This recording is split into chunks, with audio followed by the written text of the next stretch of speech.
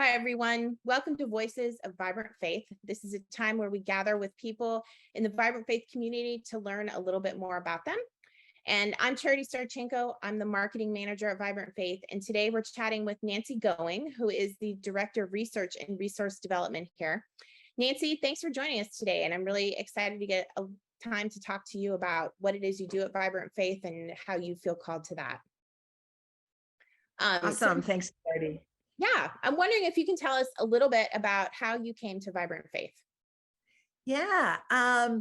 I have been connected to Vibrant Faith literally since the early 2000s when it was had a different name. It was called the Youth and Family Institute. And I got started working with the people who were working at Vibrant Faith were ministry mentors of mine. Mhm. And so I got pulled into the work of Vibrant Faith. I was a board member for a long time. And then in 2014, I had the privilege of coming on the Vibrant Faith team. And I've been here ever since. That's really cool. That's cool. And so what about your personal call to ministry or to Vibrant Faith has changed over time, or how do you consider your calling in this arena of ministry? It's not quite a church, it's not quite a for-profit. Let's talk a little bit about calling. I always like to talk about that. Oh, that's great. Yeah, we love it that you like to talk about that. Yeah, so I actually still feel, even working for Vibrant Faith as long as I have, and then before that, I taught in a children's youth and family program at a seminary. Um, I feel as though I'm very much just still connected to the first job I ever had, which out of college, which was being a youth minister at a church. Yeah. And so in one way or another, I feel like I'm still doing that job. I've moved from doing that job hands-on with kids to helping youth ministry and youth and family people think about how they're doing that job.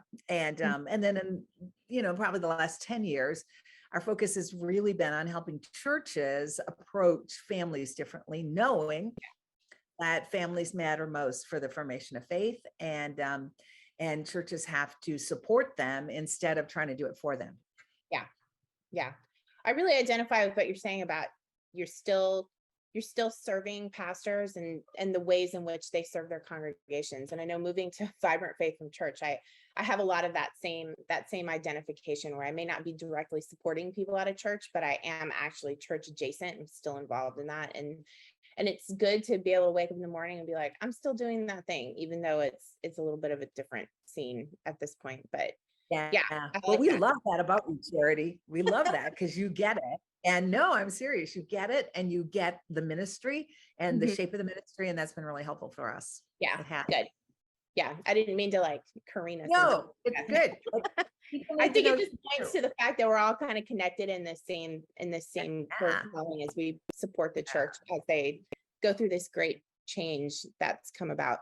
And speaking of Yeah. change, what is one thing you started doing during the pandemic that you hope is permanent?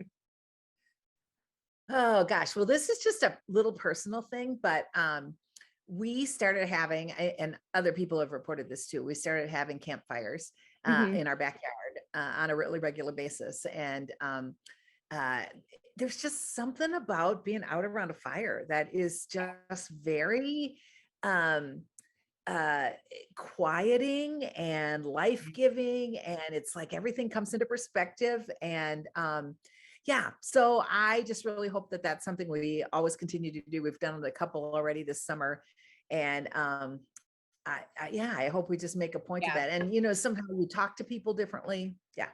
Yeah, yeah, I do So love that. And just gathering in those small groups too is really good. yeah, yeah. And in this current phase, since we're talking a little bit about pandemic and endemic life, but whatever we're calling this phase of life now, whether it's pandemic or endemic, what has surprised you most about your work? Whether or not has it changed, has it not changed? How is this phase of life shifting the way you think about the things that you do at Vibrant Faith?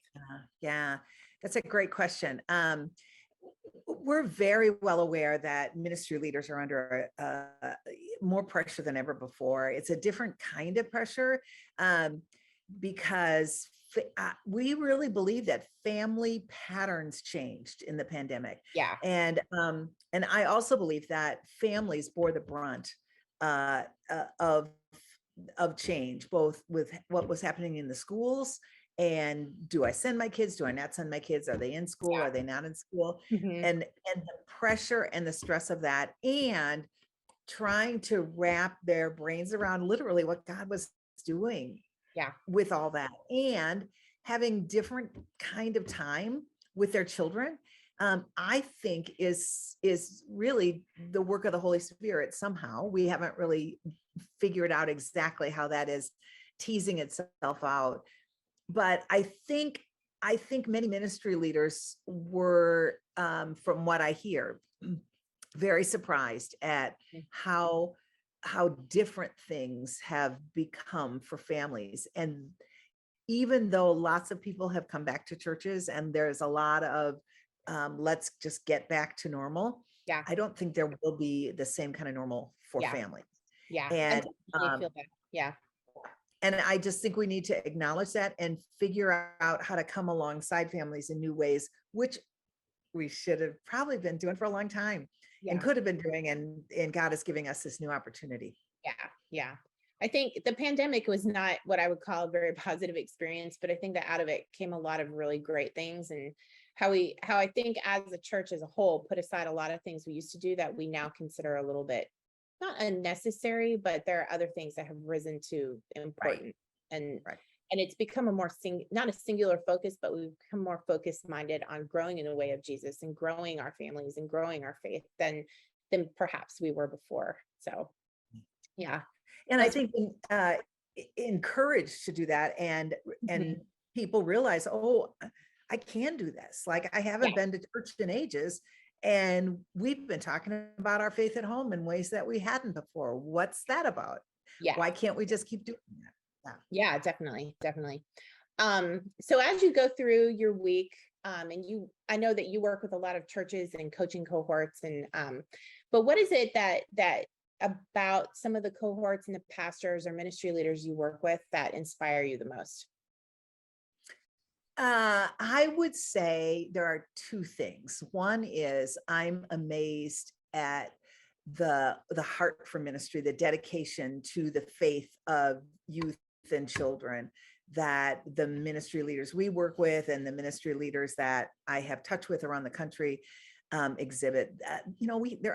These people really care that Jesus gets shared with the next generation, and gets shared in ways that are meaningful, and help children and youth to be able to make faith their own. And Yeah. that's a really critical piece. So that's one thing that I find I'm just incredibly grateful for. And the Mhm. other thing is I sense uh, among ministry leaders anyway, a new spirit of cooperation, in Mhm. that there is so much up for grabs about the structures of the church. Not that Jesus's church won't go on, Yeah. but there's so much up for grabs about the structures of the church. We don't know yet what structures will make the most sense Mhm. 3 years from now, 5 years from now.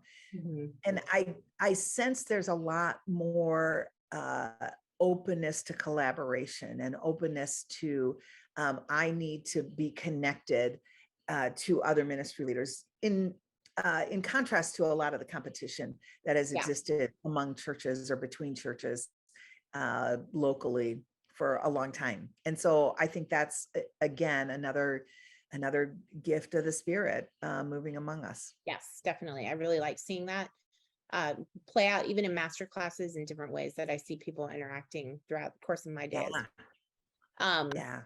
and so this has been a great conversation. I want to turn to one last super fun question that I've been asking everybody. If you had an all expenses paid vacation and no time limit, if you got to pick the time limit, where would you go and why? So, well, and I would have to add another caveat. So I'm going to say it. So I would take my entire family to Rome and spend like 3 weeks in southern France and Italy, because Yeah. it's just the way of life is so much fun and so just has values to it that we don't tend to have here in the United States, about taking time, about long dinners, about yeah, all those kind of things. Now, the other caveat I would add is not only it would be all expense paid, but people would actually get along. So Yes. I don't want to pretend that going somewhere with my whole family would be an easy thing to do. So that Yeah. would be the other caveat, is that people would just kind of all let go of all their things, and we'd be able to just chill together. Yeah. Yes. I think that would be really cool. It That sounds would be amazing, wouldn't it? yes, it would be a great vacation. Think of all the great food to eat too. Exactly. Yeah. So I really enjoyed talking to you today. I'm glad that we had the opportunity to do this. And if you're interested in learning more about Vibrant Faith, you can check out the links below this video. You can click over to our website. You can learn about coaching. You can learn more about our resources that Nancy develops. And then you can just click into Catalyst and social media and learn more about us, and then hit some contact forms and get in touch. We'd love to talk to you. Thanks so much for being part of today and joining us today. And we will talk to you soon. Great. Thanks, Charity. Thanks, Nancy.